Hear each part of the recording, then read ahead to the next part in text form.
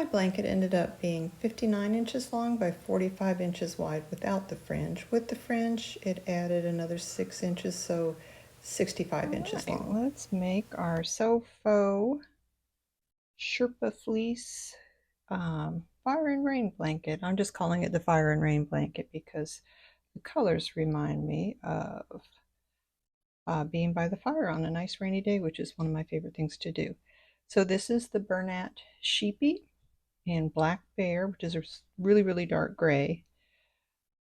Rusty Clay, which is a terracotta color, and Vapor Gray. I'll put up the pattern that I used. There are 2 rows of the Black Bear in between all the other rows.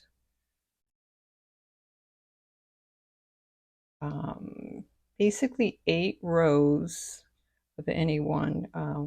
Takes about 1 skein because I did go to just about 60 inches long. It starts off longer, it shrinks up a little bit just due to the nature of the stitch. We're going to chain 2 to make a foundation half double crochet row. I did 112. You don't even really have to count, just measure it. And it measured 65 inches when I first started. So we chain 2, come back 1, 2 into that first chain that you made. Yarn over first. Pull through. You have 3 loops on your hook. Yarn over. Make a chain. That's going to be your bottom chain row. And you flip it over. This will be your first row of half double crochet. After this row, everything's just half double crochet. Really, really easy. So you made your chain. Now yarn over and make your half double crochet for that first row. This is the only row that could confuse you a little bit. If you want to, you can go ahead and chain 112, 113, and then come back in the chains and make your half double crochet. I found it difficult to go into the chains, so that's why I made it this way. So go into yarn over to your last chain, pull through, keep those separated so you know what you're doing. Make yourself a chain for your bottom chain row. Yarn over. You have 3 loops left on your hook. Pull through for your half double crochet. So you see what happens. There's your tail from your initial chain. We flipped it over. That's your chain row. That's your half double crochet row. It's all done in one. And for me, that was just the easiest way to do it. Probably seems complicated if you've never done it, but it's really not. Yarn over, find your chain,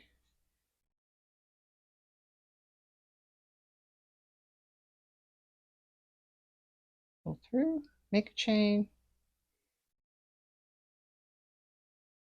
3 loops on your hook. There's your half double crochet for your half double crochet row. I have not found that it makes a huge difference if you go into your chain or if you just go into this space, which is the easiest thing to do. But you can feel the chain. I just could not get an even number of chains when I was trying to work just into the chains. This works out better for me. I hope it does for you too. Okay, so I pulled through, make 1 chain for your chain row,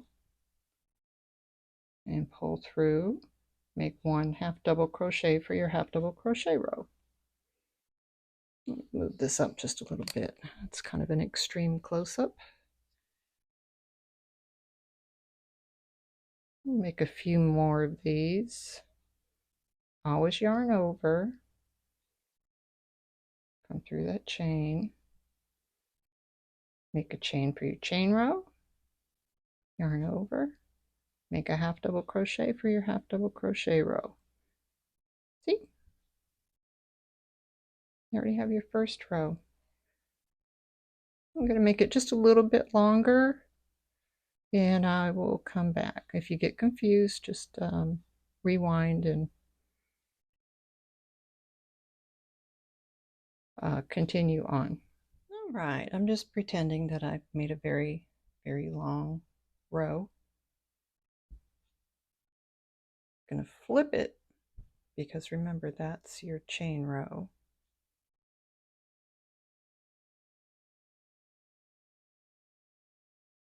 And this is your half double crochet row. Chain one. And this is all you do for the rest of the blanket. If you choose to make it in one color, this is all you do. You do half double crochets into each stitch, which is basically you're just working into the space, so feel it. Every now and then check, make sure that you didn't put two into one space. I really haven't had any trouble with that, but I just keep checking. I just went into that one, so I want to go into the next one. Just yarn over, go into that space. You'll really be able to feel it. This yarn is great because it covers up any number of mistakes. And when you weave it in, it doesn't show at all. It also holds very well. Also, when you have to join, tie a knot, it doesn't show at all. And really, you can't even feel it. So if you're not sure where to go for the next one, you just went into that one. Just feel.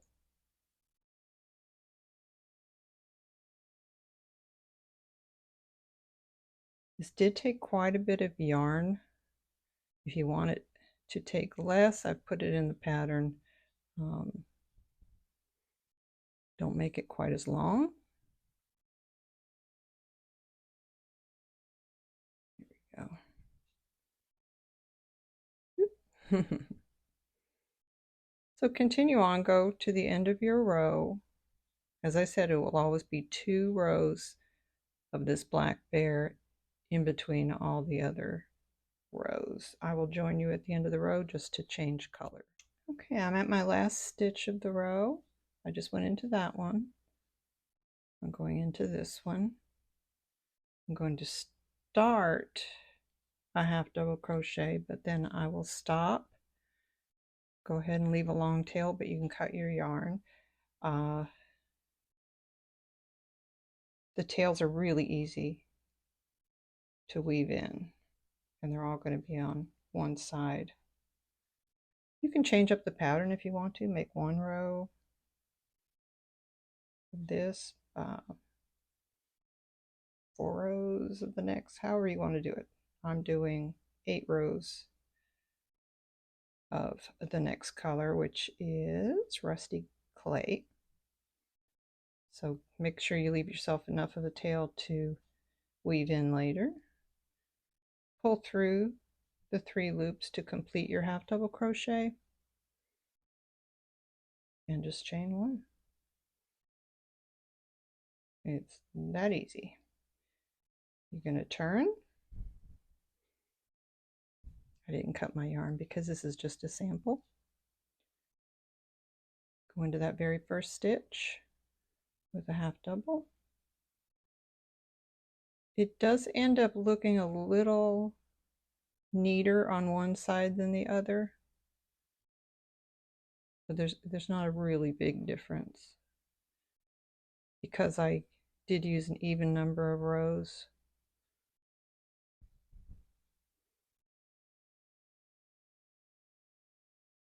It's just a little rougher on one side. It is so incredibly soft and very thick, actually fairly heavy, which if you like to have the weight of a blanket on you, I do. It's perfect. It's like petting a super soft dog, maybe a poodle or a labradoodle. So soft. I guess like a lamb, but I've never actually petted a lamb, so I don't know about that. So continue on. Whenever you get to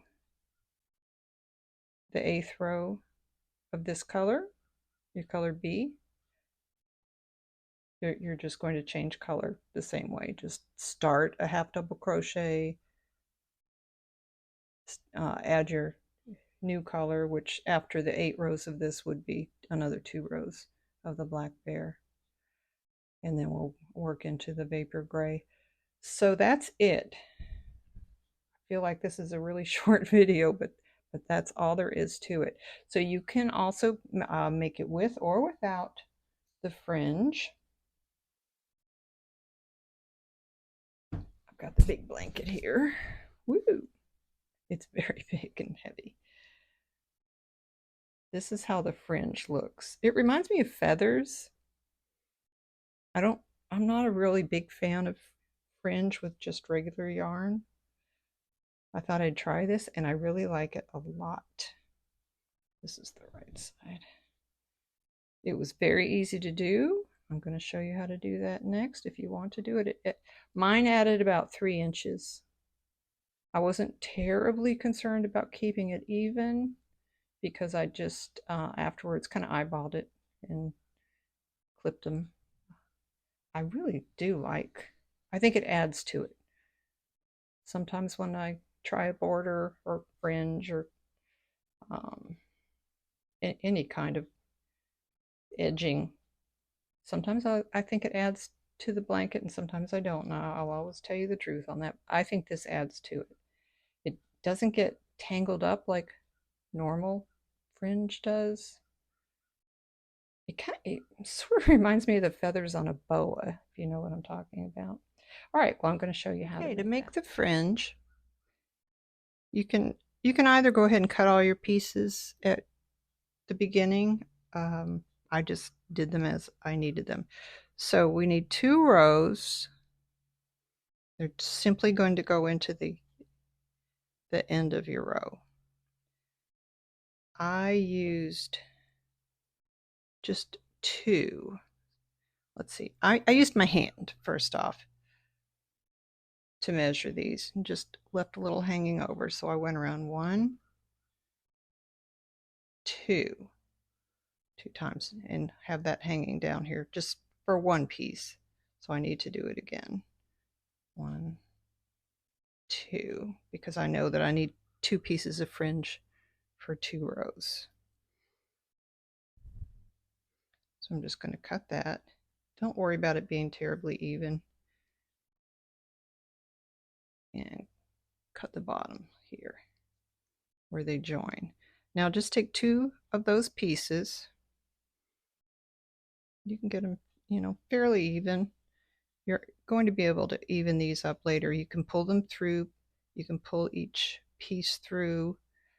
I do have it on the side that I thought was the prettier side. I also did that on the other end. So put your hook in from the bottom going up. You have this looped over. Just somewhere in the middle of that loop. Pull it through. I found it easier to just pull it through and then let go of the hook. This is so thick you want to be able to feel what you're doing. So there's your loop. Push all those pieces through. You should have 4.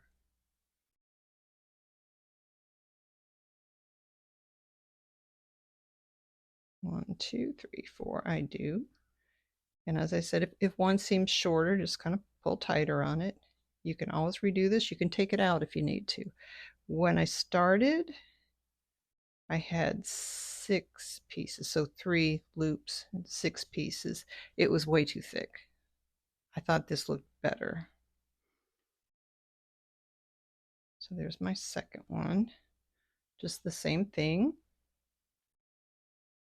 around the center. Don't worry that they're not exactly even, because you can come in later and determine where you want to cut it. If one came out really short, just take it out and redo it. So you went into that hole.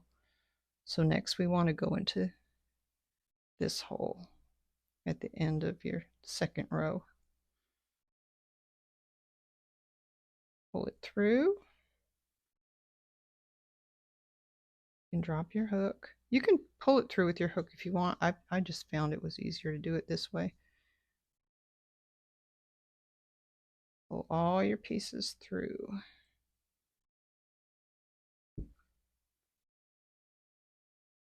Just tighten it up. This yarn is very, very forgiving. So that's all you're going to do at the end of each row. Now to start, I already cut some of the rusty clay. There's my first row of the rusty clay. It's the same thing. Actually went really fast. I was able to put the fringe on very, very quickly. Let's pull it through.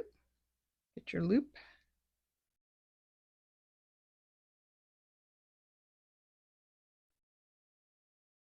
And tighten it up. Oops, you know what? I only had one. No, I did have two pieces.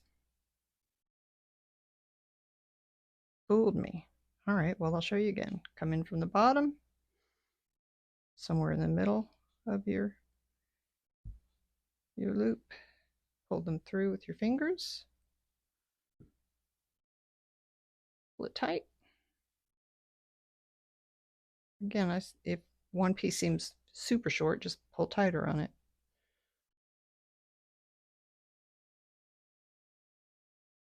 And that is just as easy as that.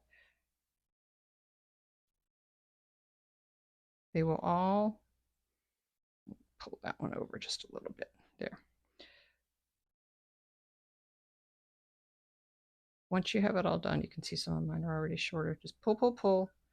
Cut it even. Like mine, I used a measuring tape and went along, but I wasn't really super careful with it because I didn't think it needed to be exactly even. That's how it ends up looking, and you'll see the pictures. That's it. This is a very easy blanket to make. I think you'll love it. It is so warm and cozy.